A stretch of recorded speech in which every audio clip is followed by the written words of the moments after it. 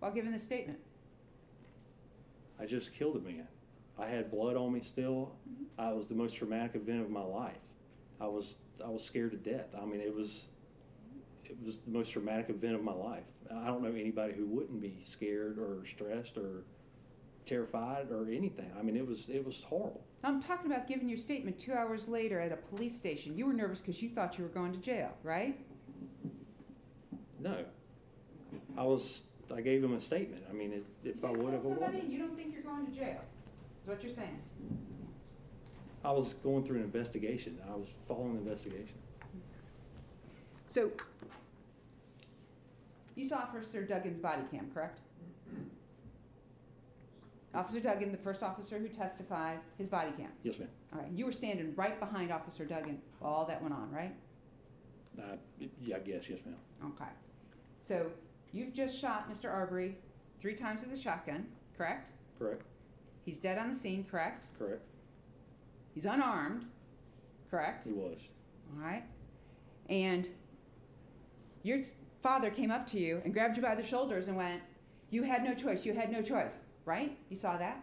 Yes. All right. You're covered in Mr. Arbery's blood. You go down to the police station, correct? Correct. All right.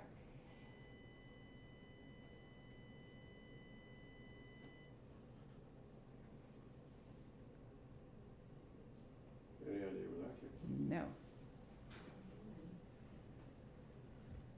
Okay. Let's keep going. Okay. And at that point, you're in the safety of the police department giving your statement, correct? Yes. All right. You've got all the time in the world, correct? Yes. All right. And Detective Nohilly hasn't threatened you, No, hasn't forced you to make a statement, he did not. okay, and didn't promise you anything in order to get you to make the statement. We'll look real quick.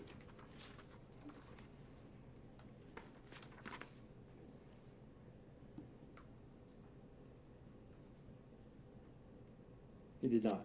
Okay. But you're telling this jury that you're all confused and you can't get the facts straight as you're telling the police about why it was you shot and killed a man.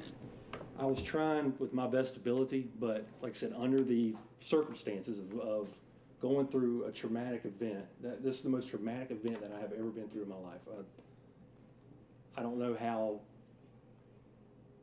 I've never been through a situation like that, so the reaction, trying to go through and trying to be as factual and as detailed as I could, and then look at the transcript being scattered as it was, I could tell that obviously I failed attempting to try as best I could. This is what you got. I tried, and this is what happened. So, fair to say you never told Detective Nohilly nor wrote down in your written statement that you told Mr. Arbery the police were on their way. It seems that I attempted to say it in these words here.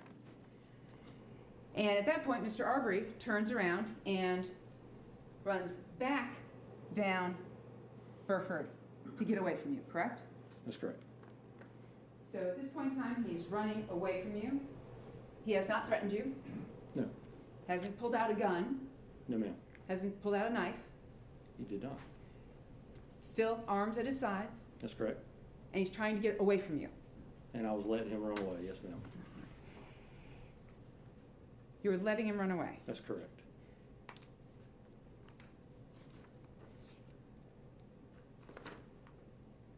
Wasn't it your intention to go around the block and cut him off and find him over on the other side? To head him off and to see where he's located. That was my intention. Yes, ma'am. All right. But you could have stopped right there and not done anything, right?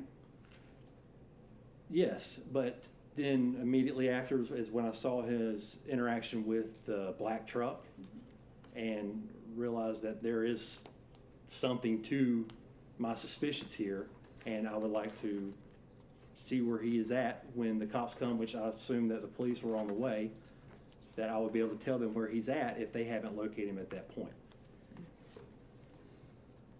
So you're telling this jury that your whole intention was just to go ahead and follow Mr. Arbery, keep an eye on him, and to just tell the cops there he is. At that point, yes, ma'am.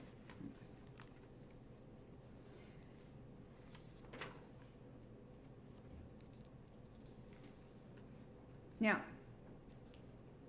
it's true that your father, while in the truck with you, going down Burford towards that end, was yelling at you, cut him off, cut him off, cut him off, right? He was talking to me or was telling me, I don't know if he was saying cut him off or not. I know that he was saying there he is, that's the guy. After that, I am not sure exactly what he said.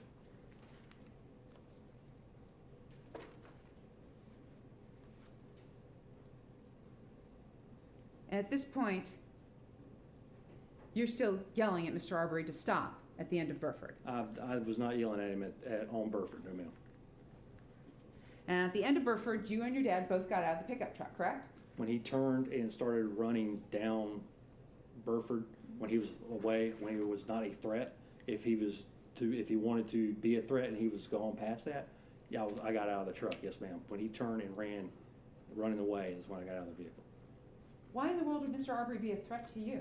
Because of when I asked him what was going on and recognized that it was the guy that I saw on the 11th and Mr. Albenzi pointing and everything going down and realized that it is him, and then how he reacted when I shined the lights on him on the 11th, he acted like he did not want to be, he was obviously caught sneaking through the front yard. He was obviously where he wasn't supposed to be, where he hasn't been several times, and then he reaches into his pants, like he has a gun, then I took that as a threatening gesture and walked in the house. Now it's the same guy on the 23rd that I've just pulled up to that turned out my father was correct. People pointing down the road, the same scene that this happened 12 days prior, that yes, there was a possibility that he may be armed with that gesture, but he didn't show me that, and he started running down the road. I was no longer under a threat if there was to be one, so I got out of the vehicle after my father got out of the vehicle to see what was going on and watch him.